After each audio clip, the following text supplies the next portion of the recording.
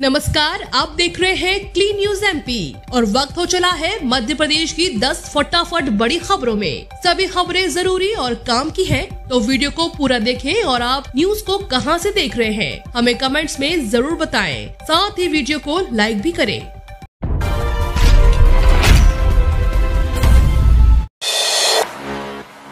BRO में 302 पदों पर वैकेंसी, मल्टी स्किल्ड वर्कर्स के पदों पर निकाली भर्ती। बॉर्डर रोड्स ऑर्गेनाइजेशन ने मल्टी स्किल्ड वर्कर्स के 302 पदों पर भर्ती के लिए नोटिफिकेशन जारी किया है। योग्य कैंडिडेट्स बीआरओ की ऑफिशियल वेबसाइट bro.gov.in पर जाकर तय समय के अंदर ऑनलाइन आवेदन कर सकते हैं। इन पदों पर भर्ती के लिए कैंडिडेट्स के पास सिविल इंजीनियरिंग में बैचलर डिग्री होना चाहिए। कैंडिडेट्स की आयु 56 साल से अधिक नहीं होना चाहिए। योग्य उम्मीदवार तय पैटर्न में अपना आवेदन और अन्य जरूरी डॉक्यूमेंट्स 18 अप्रैल 2022 तक नोटिफिकेशन में दिए गए पते पर भेज सकते हैं। अधिक जानकारी के लिए उम्मीदवार ऑफिशियल वेबसाइट पर चेक कर सकते हैं। एमपी में पहली क्लेम्स ट्रिब्यूनल बनी, जानिए कैसे करती है काम। मध्य प्रदेश की शिवराज सरकार ने खरगोन में रामनवमी जुलूस पर पथराव और आगजनी की घटना के बाद सख्त हो गई है। अब प्रदेश सरकार ने दंगाइयों से लोक और निजी संपत्ति को नुकसान की वसूली करने के लिए क्लेम ट्रिब्यूनल गठित कर दिया है। क्लेम ट्रिब्यूनल को अदालतों जैसे अधिकार दिए जाते हैं। इनके पास पीड़ित व्यक्ति या संस्था अपने मामले की शिकायत कर सकते हैं। ट्रिब्यूनल मामलों की सुनवाई के बाद वसूली के आदेश देने के लिए पात्र होती है। ट्रिब्यूनल दीवानी कोर्ट की तरह काम करती है। इसमें दोषियों को सजा न देकर उनसे नुकसान की भरपाई का फैसला होता है।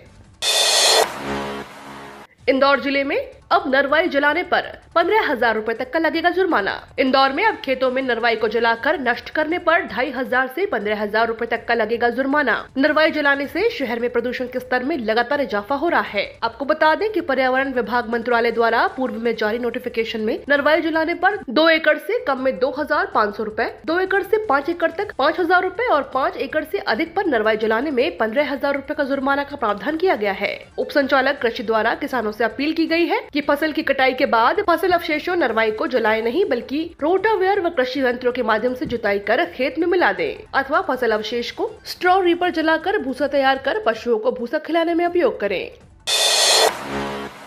हमीदिया अस्पताल में मरीजों को इलाज के लिए भटकने से मिलेगी निजात, की जा रही है यह व्यवस्था। राजधानी में गांधी मेडिकल कॉलेज से संबंध हमीदिया अस्पताल में मरीजों को इलाज के लिए यहां से वहां भटकना नहीं पड़ेगा। हमीदिया में ओपीडी से लेकर दवा वितरण केंद्र, वार्ड और जांच के लिए बनी सेंट्रल पैथोलॉजी लैब तक समर्पित गलियारा बनाया जाएगा। इसमें सिर्फ मरीज और उनके स्वजन पैदल चल सकेंगे। मरीज को कौन सी सुविधा कहाँ पर मिलेगी, इसके लिए गलियारे में संकेत बोर्ड लगाए जाएंगे। गांधी मेडिकल कॉलेज के स्वशासी समिति के अध्यक्ष और भोपाल के संभाग आयुक्त गुलशन बामरा ने इसकी रूपरेखा बनाने के निर्देश लोक निर्माण विभाग और पीआईक्यू के अधिकारियों को दिए हैं। गांधी मेडिकल कॉलेज की स्वशासी समिति की साधारण सभा की बैठक में इसे मंजूरी मिल गई है।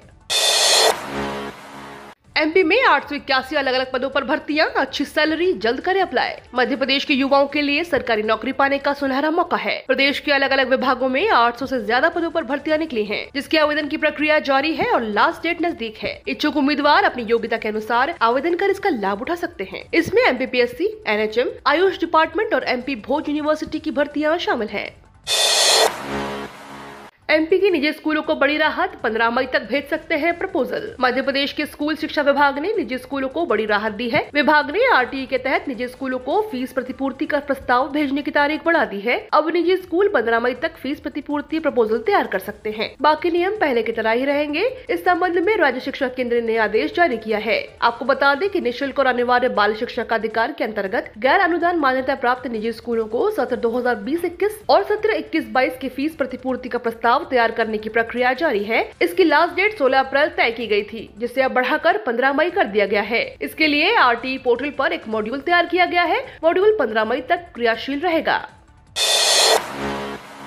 एमपी के शासकीय स्कूलों में होगी शिक्षकों की भर्ती प्रक्रिया शुरू। मध्य प्रदेश में सरकारी शिक्षकों के लिए एक महत्वपूर्ण सूचना है। दरअसल सरकारी स्कूल में दिव्यांग बच्चों के लिए शिक्षकों की भर्ती की प्रक्रिया शुरू हो गई है। राज्य शिक्षा केंद्र द्वारा 11 अप्रैल को आदेश जारी किया गया है। सुप्रीम कोर्ट के आदेश अनुसार DCWSN विद्यार्थियों के लिए विशेष शिक्षकों की भर्ती की जानी है। इसके लिए प्रक्रिया शुरू कर दी गई है। प्रारंभिक स्तर पर ऐसे शासकीय स्कूलों की जानकारी मांगी गई है जहाँ 5 या उससे अधिक CWSN छात्र अध्ययनरत है। ऐसे स्कूलों में जल्द से जल्द विशेष शिक्षकों की भर्ती की जाएगी। एमपी में इस विभाग ने की बड़ी तैयारी, आश्रितों को जल्द मिलेगी अनुकंपा नियुक्ति। मध्य प्रदेश में जल्द कर्मचारियों के आश्रितों को अनुकंपा नियुक्ति दी जाएगी, इसके लिए प्रक्रिया शुरू कर दी गई है। उच्च शिक्षा विभाग द्वारा सभी शासकीय कॉलेजों के प्राचार्य से अनुकंपा नियुक्ति के मामले में सूची जारी करने के लिए पत्र जारी किया गया है। उच्च शिक्षा विभाग के कार्यालय आयुक्त के विशेष कर्तव्य अधिकारी आलोक कुमार सिन्हा के द्वारा जारी आदेश में मध्य प्रदेश के सभी क्षेत्रीय अतिरिक्त संचालक, उच्च शिक्षा और प्राचार्य शासकीय महाविद्यालय को पत्र के साथ चेकलिस्ट में पूरी जानकारी उपलब्ध कराने के निर्देश दे दिए हैं। आपको बता दें कि इसी चेकलिस्ट के आधार पर आश्रितों को अनुकंपा नियुक्ति दिए जाने पर विचार किया जाएगा।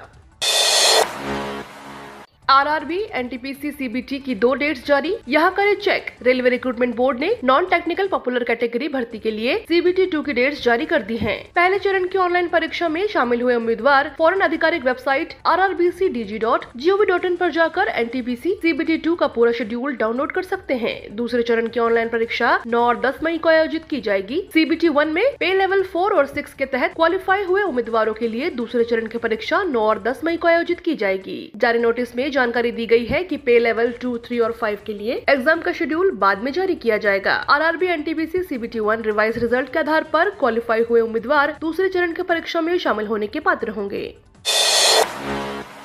मध्य प्रदेश में बादलों ने गिराया तापमान, दिन में गर्मी से हल्की राहत। मध्य प्रदेश में गर्मी से आम जनजीवन प्रभावित होने लगा है। बादल छाने से तापमान में मामूली गिरावट रही। सबसे गर्म खजुराहो रहा और सबसे गर्म रात जबलपुर की रही। अगले कुछ दिन गर्मी से राहत नहीं मिलेगी। छतरपुर, सतना, रीवा, सागर, छिंदवाड़ा, दमोह जिले में लू चल सकती है। मौसम जानकारों की माने तो पूर्वी उत्तर प्रदेश के ऊपर एक सर्कुलेशन और एक ट्रफ रेखा मध्य प्रदेश से होते हुए उत्तर आंतरिक कर्नाटक तक जा सकती है। इस सिस्टम से राज्य के कुछ हिस्सों में बादल छा सकते हैं और अगले 2 दिनों तक तापमान तेजी से बढ़ोतरी नहीं हो सकती है।